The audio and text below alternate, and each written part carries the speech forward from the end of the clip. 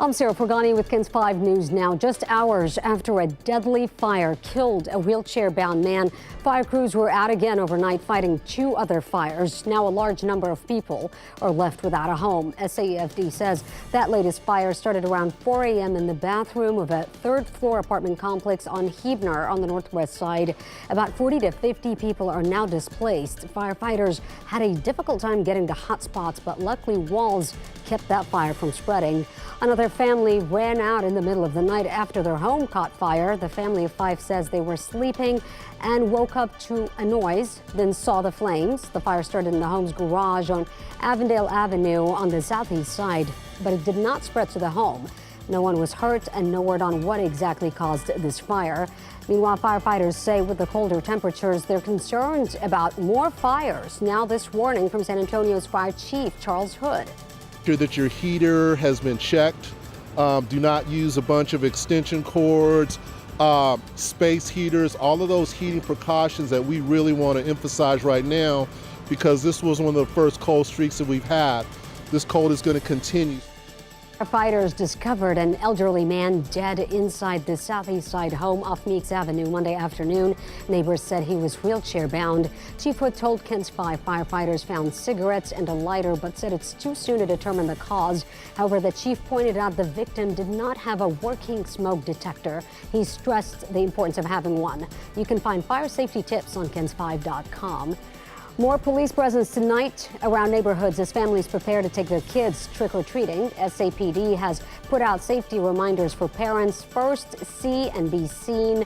Wear things like glow sticks and reflective clothing. Second, be aware. Watch out for cars coming in and leaving driveways. And finally, plan your route. This month is considered one of the deadliest of the year for pedestrian crashes.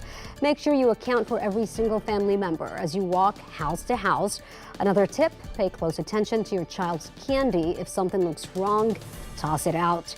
Also, a door-to-door Halloween sex offender sweep takes place today. Sex offenders must abide by certain rules while children are out trick-or-treating. They're not allowed to open the door and must keep their porch lights off during trick-or-treating hours.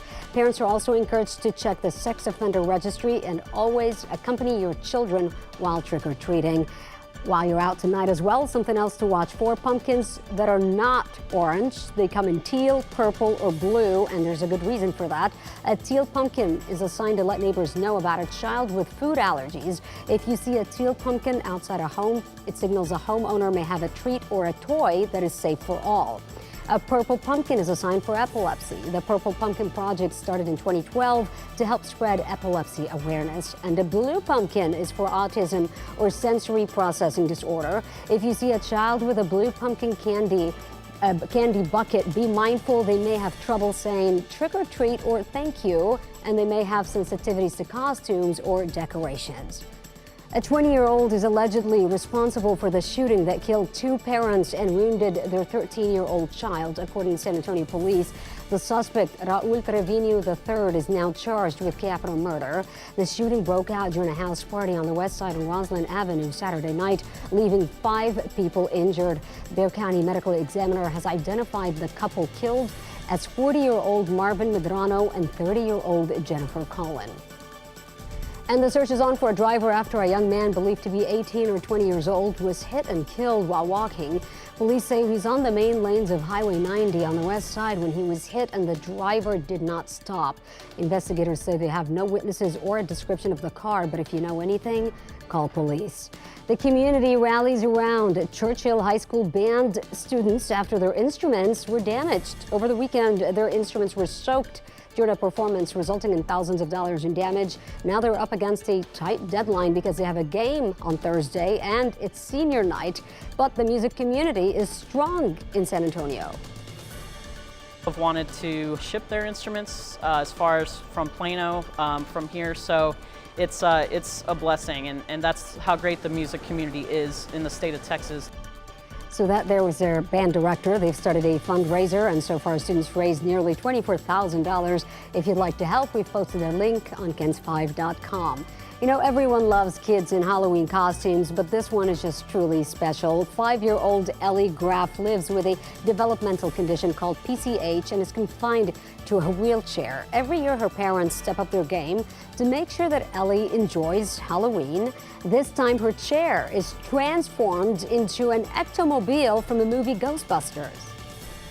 I want her to be a part of things as much as possible. Just kind of normalize special needs families being a part of events like this, whether it be trick-or-treating or parades or even just playing at the park, just like that bottom line of inclusion. Ellie's Ectomobile has lights made out of water bottles, wheels shaped from styrofoam, and girl-grabbing gadgets. Super cool. Let's check in with Bob for his forecast today. All right, if you're going out this evening, it is going to be chilly. High today will be around 61. Not bad, lots of sunshine. But out there this evening, mainly in the lower 50s. By 10 o'clock, 48. That's KENS 5 News Now. Thanks for joining me. I'm Sarah Furgani.